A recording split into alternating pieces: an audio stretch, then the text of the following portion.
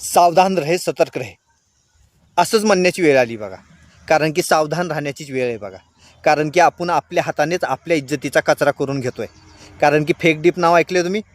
Fake deep म्हणजे दुसरं तिसरं काही नाही बघा. फेक डीप म्हणजे आज जे तुम्ही तुमच्या मोबाईलमध्ये एक सॉफ्टवेअर डाउनलोड केलं आहे बघा, की त्याला आपण काय करतो आहे, आपण एक आपला फोटो देतो आहे आणि आपला फोटो दिल्यानंतर आपल्या फोटोला त्या ठिकाणी एक छानशी पोज दिली जाते आणि तो फोटो आपल्यासमोर शो केला जातो. आज आपण आपल्या डी पीला, आपल्या फेसबुकला वगैरे तो फोटो आपण ठेवतो आहे सध्या, की मी असा दिसतो म्हणून. कारण की जे नॅचरल आहे ना ते दाखवा हो, सगळ्यात महत्त्वाचं तेच आहे. आज परंतु हे फॅड खूप आलं आहे बरं का. पण हे लक्ष देण्याजोगं ॲप आहे बरं का.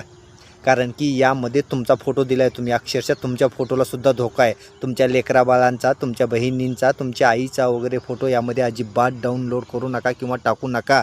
त्या ठिकाणी मला प्रत्येक महिलाला सांगायचे, नोकरदार महिला असतील, अगर आपल्या घरगुती महिला असतील, आज मोबाईलशिवाय कोणाचंच काही चालत नाही आहे. सगळेजणं मोबाईलचा वापर करत आहेत आणि मोबाईलचा वापर करत असताना असे कुठाने अजिबात करू नका. कारण की चुकून जरी तुम्ही तुमचा फोटो त्यांना दिला आणि त्या ठिकाणी त्यांनी सेव्ह करून घेतला ना, तर ते फेक डीप नावाखाली तुम्हाला ब्लॅकमेल करू शकतात.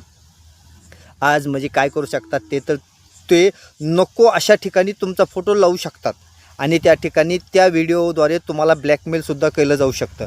नको त्या ठिकाणी तुमच्या फोटोचा वापर केला जाऊ शकतो. तुमच्या लेकरांचे, तुमच्या आई बहिणींचे फोटो जर असे कधी कुठं आले ना, तर त्या ठिकाणी त्यांना दोष देऊ नका.